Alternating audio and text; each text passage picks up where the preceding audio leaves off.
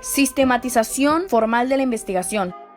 La sistematización es aquella interpretación crítica de una o varias experiencias que a partir de su ordenamiento y reconstrucción descubre o explica la lógica de un proceso vivido, los factores que han intervenido en dicho proceso, cómo se ha relacionado entre sí y por qué lo han hecho de esa manera. La investigación es una actividad orientada a la obtención de nuevos conocimientos o ampliar su aplicación de solución o problemas o interrogantes de carácter científico. La sistematización formal de la investigación es el resultado de una investigación que debe presentarse en un documento escrito o tesis, el cual debe de tener ciertas características formales para que en su contenido se refleje con rigor y coherencia todo el proceso de investigación que dio origen a la resolución del problema, dando así la validez y credibilidad. Es importante lograr un proceso de recopilación y sistematización de información sobre lo que se desarrolla en la investigación, así como la importancia de redacción adecuada para lograr transmitir el conocimiento. El siguiente tema que vamos a presentar son los elementos fundamentales del aparato crítico. ¿Qué es el aparato crítico? Son todas las teorías, autores y fuentes documentales objetivamente identificables en las que se basa o fundamentan las ideas presentadas en el texto de la investigación y que se incluyen en el documento. También se le conoce coloquialmente como citas al pie de página. Una buena investigación está respaldada por el adecuado procesamiento de las fuentes, teorías y legislación en las cuales se fundamenta para generar sus conclusiones. Al realizar un trabajo de investigación, es muy importante sentar las fuentes que se van a consultar, ya que serán las bases de tu trabajo. Un texto sin aparato crítico puede considerarse como plagiado. Un adecuado uso del aparato crítico concede rigor académico, otorga precisión y solidez a la investigación. Una investigación sin aparato crítico difícilmente puede generar un conocimiento claro.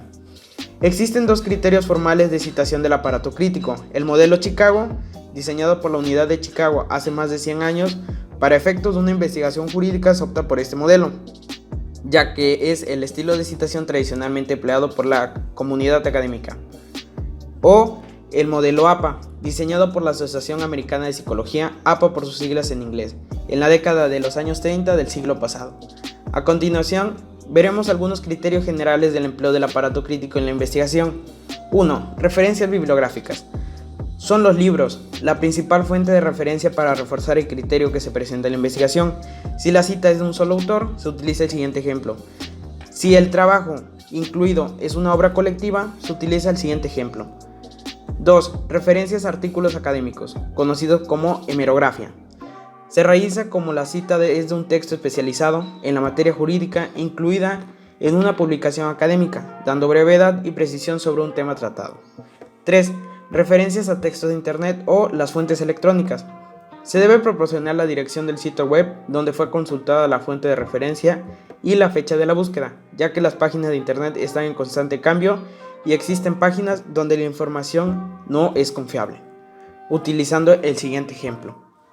Es frecuente que en el aparato crítico se realicen referencias de la misma obra en diversos párrafos o de obras del mismo autor, o bien que se haga remisión a la lectura en otros párrafos.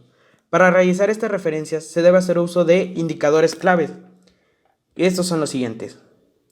IBIT, que significa ahí mismo. Esta expresión se emplea cuando una cita es exactamente de la misma fuente previamente referida, pero cuya nueva referencia aparece en una página distinta, como se observa en el siguiente ejemplo.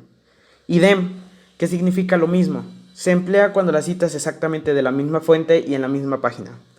OPCIT, opusitatium, que significa obra citada.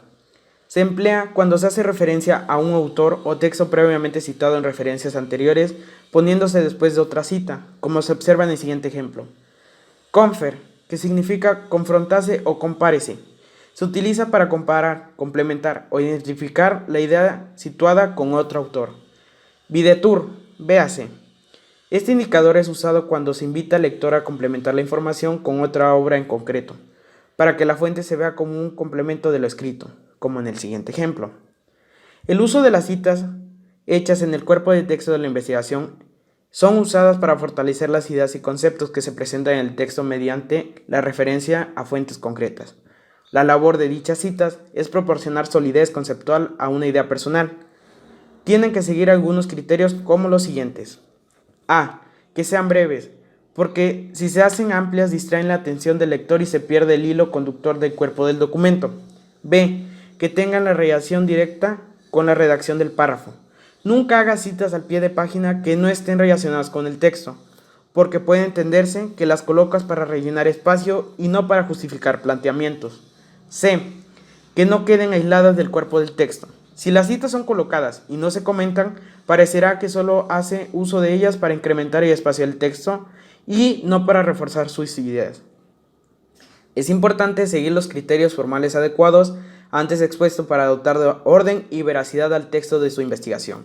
A continuación, presentaremos unos ejemplos que servirán como referencia. El exceso de citas y autores en un trabajo de investigación no lo dota de profundidad y erudición, sino lo contrario, ya que vuelve complicada y tediosa la lectura del escrito. Expliquemos algunos elementos sobre el uso de caracteres y signos de enunciación útiles para la redacción de su trabajo. El uso de la letra cursiva.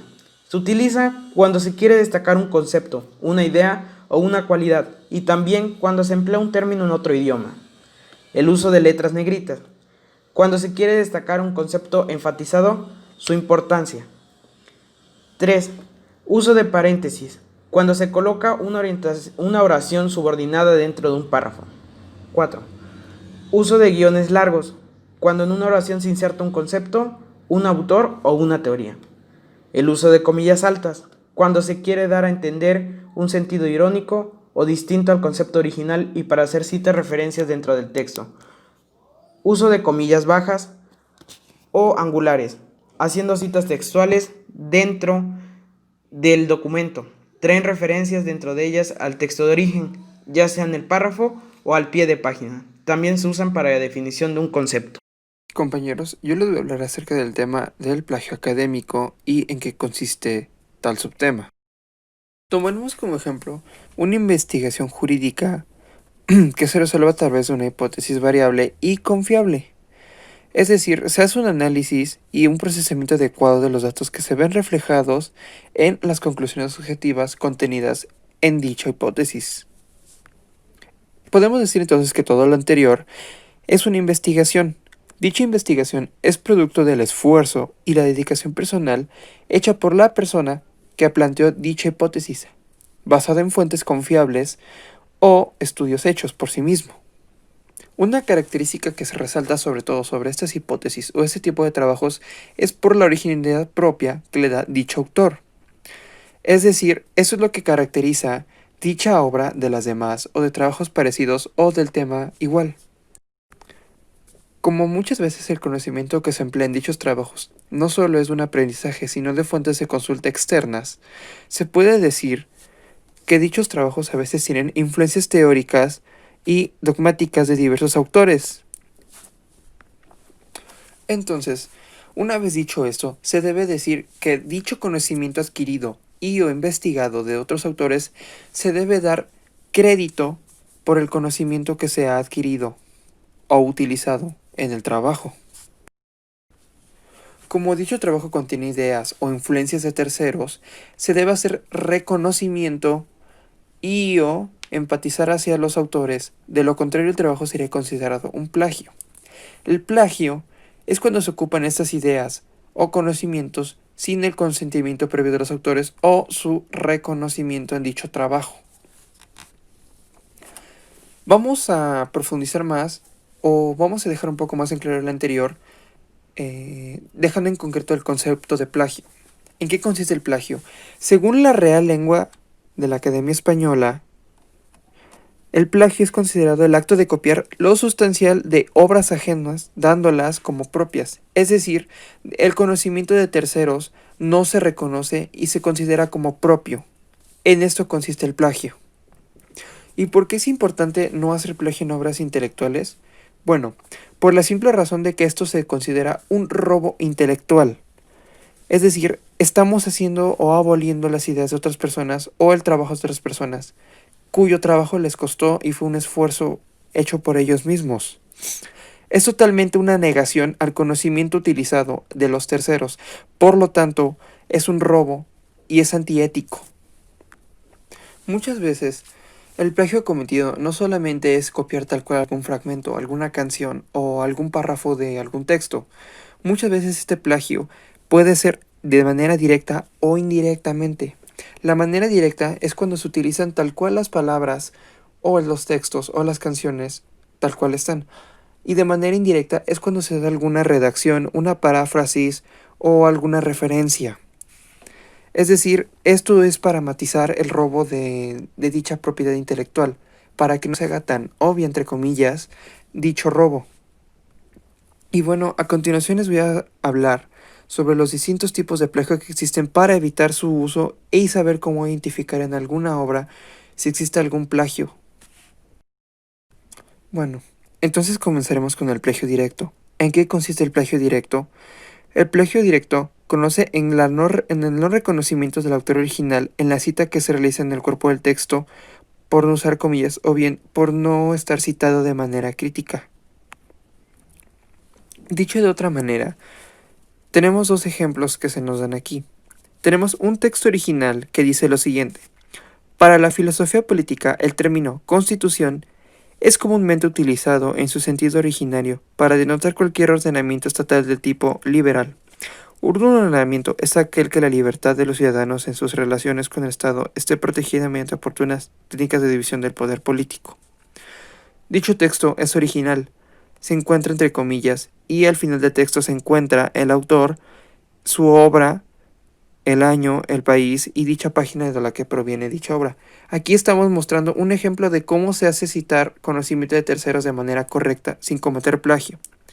A continuación, se muestra el mismo texto, pero sin comillas. Es decir, no se muestra el autor, de qué obra proviene, el año o la página. Aquí podemos ver entonces que es un claro uso del plagio. Se muestra tal cual el fragmento anteriormente leído, pero sin las referencias que le dan el crédito al autor. A continuación, tenemos el plagio con cambios gramaticales. Bueno, ¿en qué consiste dicho plagio? Dicho plagio, por no decirlo de unas palabras más simples, consiste en la redacción de algún texto o de algún fragmento de dicha obra para que no se haga tan obvio su plagio. A continuación les enseñaré un ejemplo. Tenemos como referencia el texto original que leí anteriormente. Primero, se muestra cómo es debido hacer la cita, entre comillas, y al final mostrar los datos del autor, la obra de la que proviene, la editorial, el país, el año y la respectiva página en la que se puede hacer referencia a dicha cita. Bueno, ahora a continuación vamos a ver el plagio simple usando cita referencial incompleta. En este caso, sí se señala el autor en la obra original y dicho texto o párrafo citado pero de manera inconclusa. Tenemos como ejemplo el texto original citado correctamente como anteriormente mencioné, con el respectivo autor y la obra.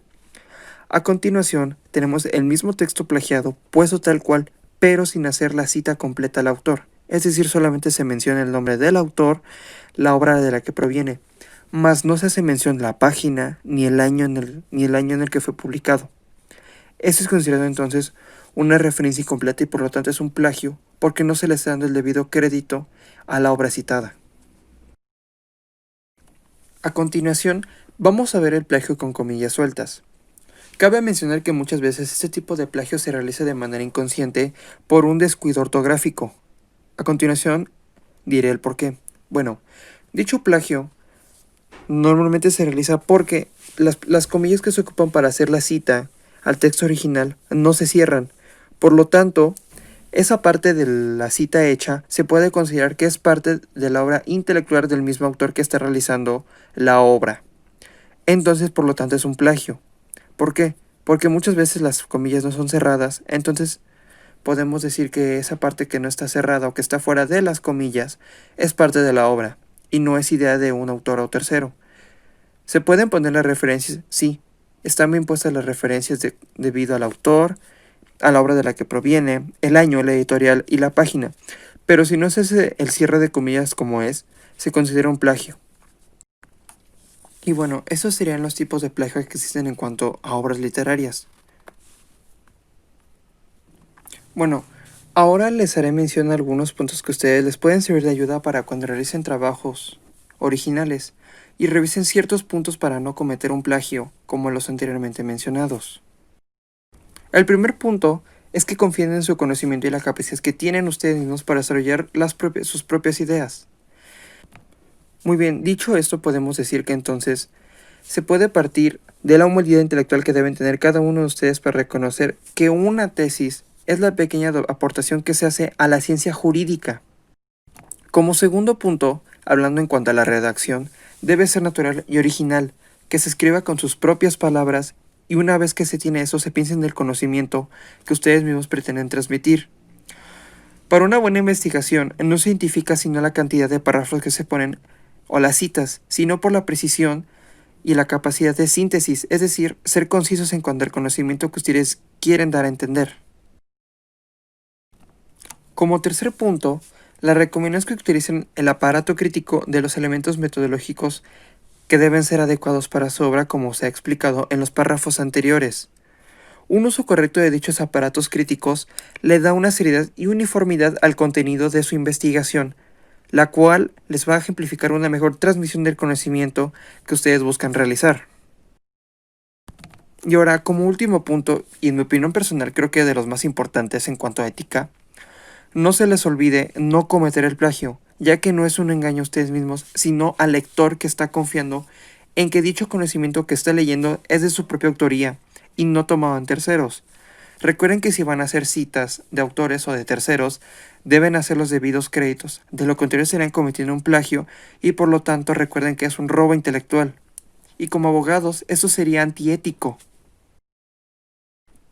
Y bueno, en mi opinión personal, yo les puedo decir que es mejor que entreguen un trabajo sencillo y breve, pero que sea conciso con sus propias ideas y sus propios temas que ustedes mismos han adquirido con sus conocimientos, a que entreguen un trabajo que sea largo, con muchos párrafos, que contenga demasiadas páginas, pero que sea plagiado, sin referencias ni hacer créditos a terceras personas, ya que recuerden que vale mucho más el esfuerzo personal que usar el esfuerzo de otros mismos.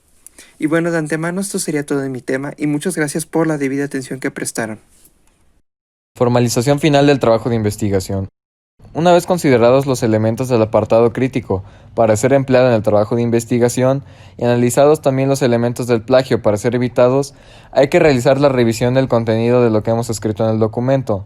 Recuerde que un trabajo de investigación no se puede dar por concluido si no hay una revisión exhaustiva de los elementos estructurales de todo el documento. En este sentido, hay que tomar en cuenta que usted debe revisar con cuidado todo su documento para darle forma final a la investigación. Pues como comentamos desde el tema anterior, es muy conveniente ir redactando la investigación conforme se recaba y ordenan los temas y las fuentes. Por ello, debe hacer una revisión profunda a lo que ha redactado para identificar no solo los errores estructurales, sino también los errores conceptuales que identifique. Esto para darle unidad y coherencia a todo el trabajo. Recuerde que no es conveniente seguir avanzando en la redacción si no se van corrigiendo los errores anteriores, porque si se ignoran los errores es probable que se olvide al final hacer una corrección. Es por ello que la revisión es fundamental, ya que esta actividad nos permite a. Identificar adecuadamente la construcción lógico-argumentativa en los capítulos de la tesis y a lo largo de todo el escrito. B. Encontrar los errores de forma y fondo se pudieron pasar por alto en el capitulado. C. Revisar las conclusiones particulares a las que se llegan a cada capítulo y a la hilación conceptual con el siguiente capítulo.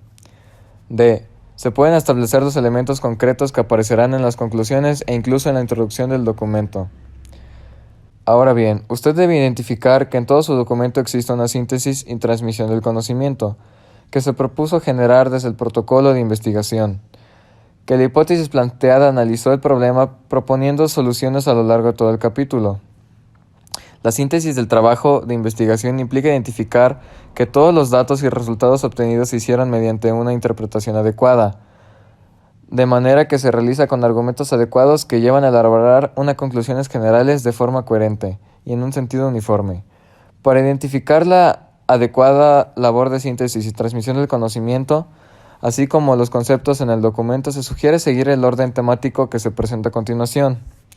1. Identificar y revisar los elementos conceptuales del trabajo. Para ello siga los elementos que se ofrecen en su protocolo de investigación, porque de esta manera asegura que el capitulado de la tesis esté adecuadamente estructurada. Mediante esta revisión, usted asegura la homogeneidad temática y conceptual del documento.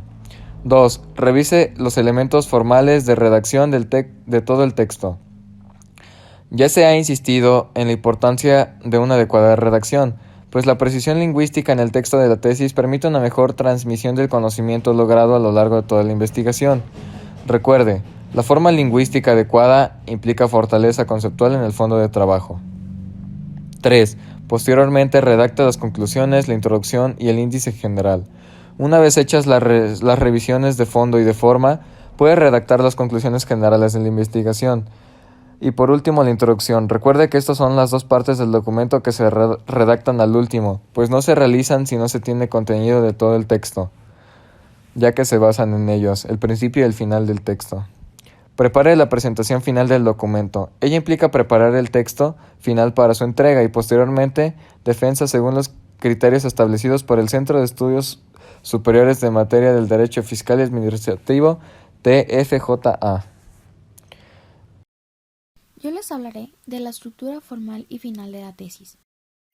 Ya hechas las revisiones y explicaciones de los anteriores temas por mis compañeros, ustedes le pueden dar una estructura formal final a su documento para poder crear una hilación lógica y de uniformidad estructural. Para ello, deben tener en cuenta los siguientes aspectos.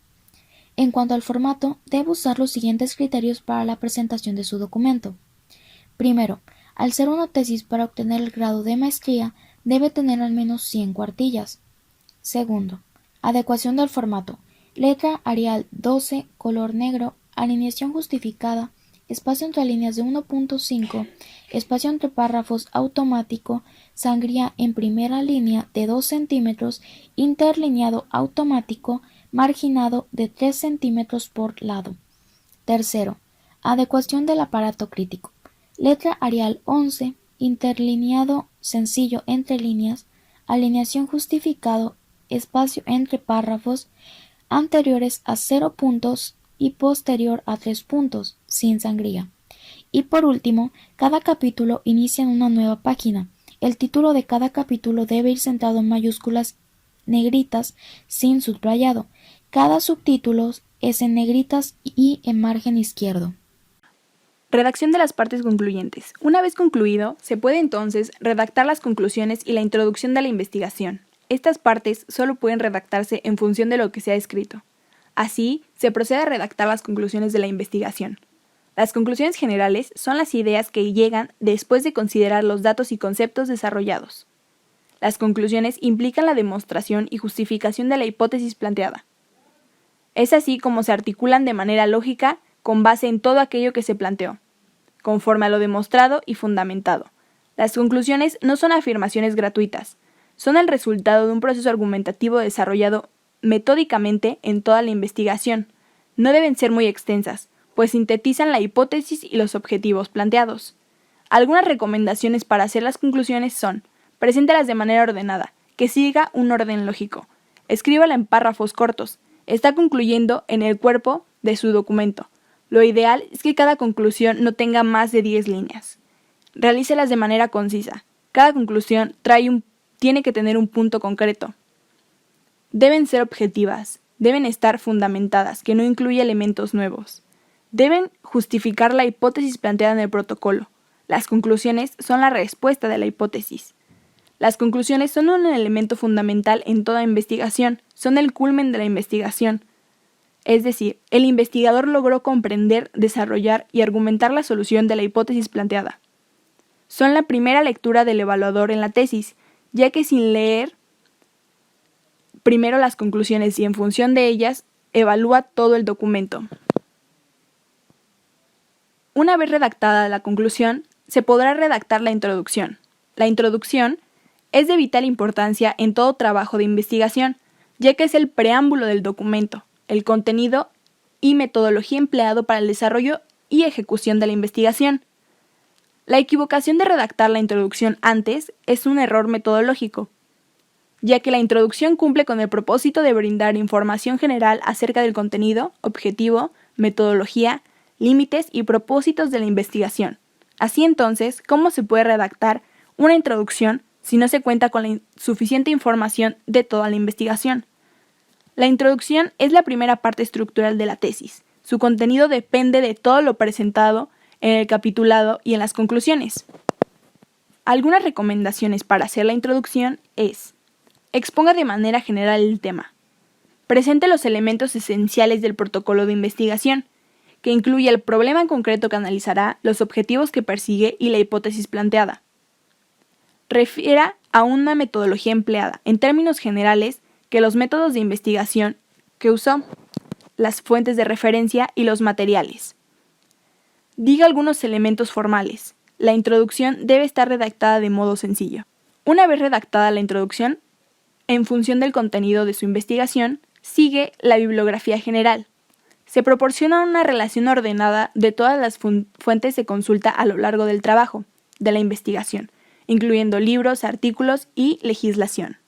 La bibliografía es un apartado que se incluye al final de todo escrito relacionado en ella, todas las partes o fuentes documentales que utilizó para su investigación. Una vez redactada la introducción de la investigación, debe proporcionar un índice general de toda la investigación. Un índice es muy importante para orientar la lectura del trabajo. Se proporciona para identificar de manera ordenada el contenido general de la investigación. Para realizar un índice, las recomendaciones son: redáctelo una vez que haya concluido y revisado. Incluya todas las secciones de los documentos, tales como títulos, subtítulos, anexos, etc.